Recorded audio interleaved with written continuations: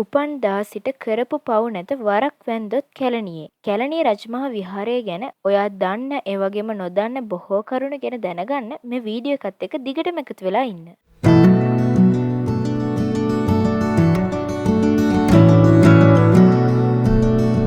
ගෞතම බුදුරජාණන් වහන්සේගේ පාද ස්පර්ශය ලැබූ පින්බිමක් තමයි කැලණිය රජමහා විහාරය කියන්නේ. ශ්‍රී ලංකාවේ ගම්පහ දිස්ත්‍රික්කයේ කොළඹ නුවර හා පියගම මාර්ගවලට මැදිව කැලණි ගඟ අසබඩ පිහිටලා තියෙන මේ කැලණිය රජමහා විහාරස්ථානයට කැලණි පන්සල කියලා නම ලැබිලා තියෙන්නේ ඒ ළඟ තියෙන කැලණි ගඟ නිසා. ඉතින් පුරාණයේ මේ කැලණිය ප්‍රදේශයේ නාග ගෝත්‍රිකයන් ජීවත් වුණා කියලා තමයි පුරාවෘත්තවල සඳහන් වෙන්නේ. බුදුරජාණන් වහන්සේ දෙවැනි වරට නාගදීපයට වැඩම කළ අවස්ථාවේ එවකට කැලණිය පාලනය කරපු මණියක්කිත නාරජතුමාගේ ආරාධනාවකට තමයි බුදුරජාණන් වහන්සේ බුද්ධත්වයෙන් වර්ෂ 8කට පසුව වෙසක් පුර 15වක පොහෝ දිනේ කැලණියට වැඩම කරලා තියෙන්නේ. මණියක්කිත නාරජතුමාගේ ආරාධනෙන් තුන්වරට ලංකාවට වැඩම කරන බුදුරජාණන් වහන්සේට ධර්මයේ දේශනා කිරීම සඳහා මණියක්කිත නාරජතුමා විසින් මණික් පුටුවක් සාදනවා.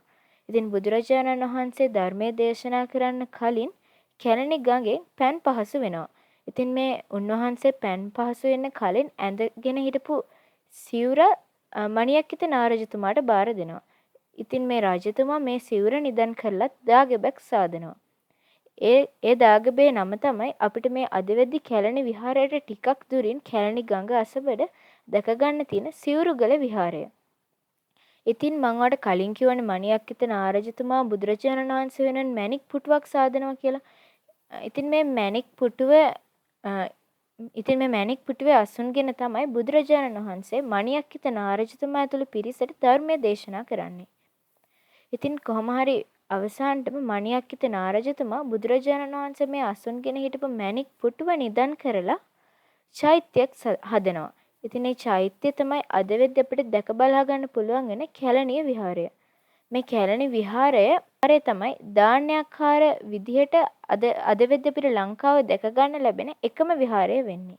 මේ මණියක්කිත නාරජතුමාගෙන් පස්සේ ලංකාවේ රජකම් කරපු යටාල තිස්ස කියන රජතුමා මේ කැලණි විහාරය නැවතත් ප්‍රතිසංස්කරණය කරනවා.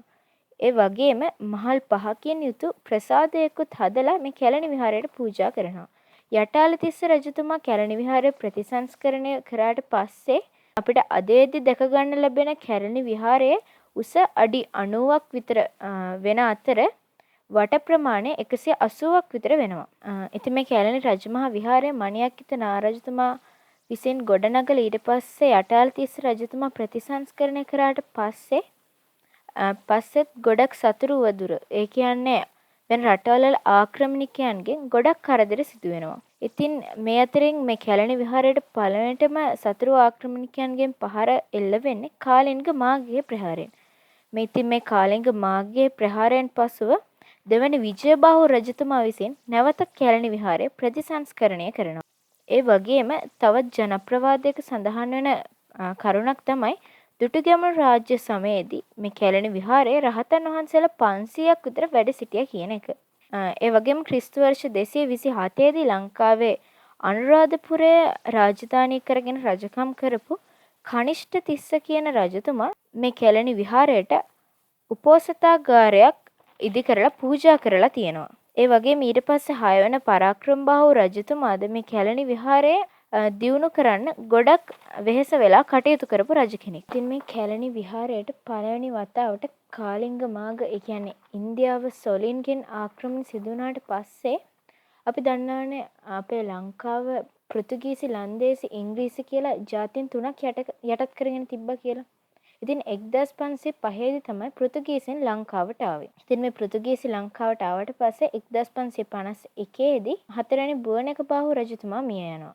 ඊට පස්සේ ඒ රජතුමාගේ මුණුබුර වුණු ධර්මපාල කුමරු තමයි කෝට්ටේ රජකමට පත් වුණේ. ඉතින් ඇත්තටම කිව්වොත් මේ ධර්මපාල කුමරු ටිකක් දුර්වල පාලකයෙක්. ඉතින් අවසානටම අපි හැමෝම දන්නවා මේ ධර්මපාල කුමරු දොන් ජුවාන් ධර්මපාල කියලා බෞතිස්මත් වුණා. ඉතින් මේ ධර්මපාල කුමරු ලංකාව පාලනය කරේ පෘතුගීසින්ට ඕන විදිහට නිසා කෝට්ටේ රාජධානි සමයේදී ඒ කියන්නේ ධර්මපාල කුමාරයාගේ කාලෙදී කැලණි විහාරය පෘතුගීසි ජාතීන් විසින් මංකොල්ල කෑවා.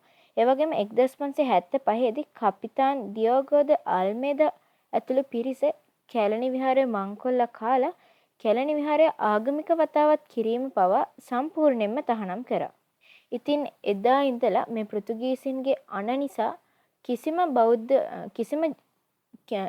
කෙනෙක් මේ කැලණි විහාරයට ගිහිල්ලා ආගමික වතාවත් කරේ නැහැ.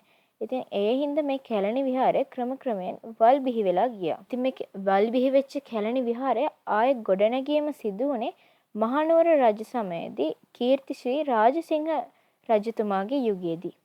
ඒ කාලේ අපි හැමෝම දන්නානේ සරණංකර හිමියන් බුද්ධ ශාසනය නැගා සිටුවන්න ගොඩක් වෙහෙස මහන්සිලා කටයුතු කරා.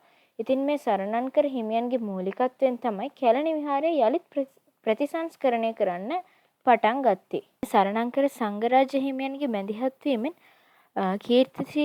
කීර්තිශ්‍රී රාජසිංහ රජතුමා ආයත් කැලණි විහාරය ගොඩනැගුවට පස්සේ ඔහොම කාලයක් යද්දී මේ කැලණි විහාරයේ ප්‍රධාන විහාරය විනාශ වෙලා තිබ්බා. ඉතින් මේ ගැන හෙලේනා විජයවර්ධන කියලා දානපතිනියට දැනගන්න ලැබුණා. ඉතින් එතුමියගේ මැදිහත් වීමෙන් නැවතත් මේ කැලණි විහාරය ප්‍රතිසංස්කරණය කරනවා. ඒ වගේම මේ කැලණි විහාරයේ චිත්‍ර හරිම ප්‍රසිද්ධයිනේ. ඒ ප්‍රසිද්ධ මේවා සෝලියස් මෙන්ඩිස් මහතාගේ චිත්‍ර කියලා. ඉතින් ඇත්තටම කිව්වොත් මේ කැලණි විහාරයේ යුගයන් දෙකකට අයත් චිත්‍ර තියෙනවා. ඒ තමයි මහනුවර යුගයේ සිතුවම් කරපු චිත්‍ර සහ සෝලියස් මෙන්ඩිස් මහතා සිතුවම් කරපු චිත්‍ර. මහනුවර යුගයේ සිතුවම් ගත්තාම වෙස්සන්තර මනසීලව ධර්මපාලාදී ජාතක කතාවල සිතුවම් තමයි මහනුවර යුගයේ සිතුවම් කරලා තියෙන්නේ. ඉතින් මම ඔයාලට කලින් කිව්වනේ මේ කැලණි රජමහා විහාරය නැවතත් හෙලේනා විජයවර්ධන කියන දානපතිනිය විසින් ප්‍රතිසංස්කරණය කරා කියලා. ඉතින් ඒ අවස්ථාවේදී එතුමිය මේ කැලණි රජමහා විහාරයේ විනාශ වෙලා තිබ්බ චිත්‍ර අඳින්නත් සෝලියස් මෙන්ඩිස් මහතාට බාර දෙනවා. ඉතින් මහනුවර යුගයේ සිතුවම් වලට අමතරව බුදුරජාණන් වහන්සේගේ ලංකා ගමනය, දළදා වහන්සේ ලංකාවට වැඩමවීම සහ සංඝමිත්තා තෙරණි ජයශ්‍රී මහ බෝධිය ලංකාවට වැඩම කරවීම එදා හෙලේනා විජයවර්ධන මහත්මියගේ ආරාධනෙන් සෝලියස් මෙන්ඩිස් මහතා ඇඳපු සිතුවම්. ඉතින් මං හිතනවා මේ කැලණි රජමහා විහාරය ගැන ඔයාලට ගොඩක් දේවල් දැනගන්න ලැබෙන්නේ නැති කියලා. ඒ වගේම ඔයා දන්න දේවලුත් අපිට කමෙන්ට් එකක් විදිහට දාන්න. එහෙනම් අපි අලුත් වීඩියෝ එකකින් ආයෙත් හම්බෙමු.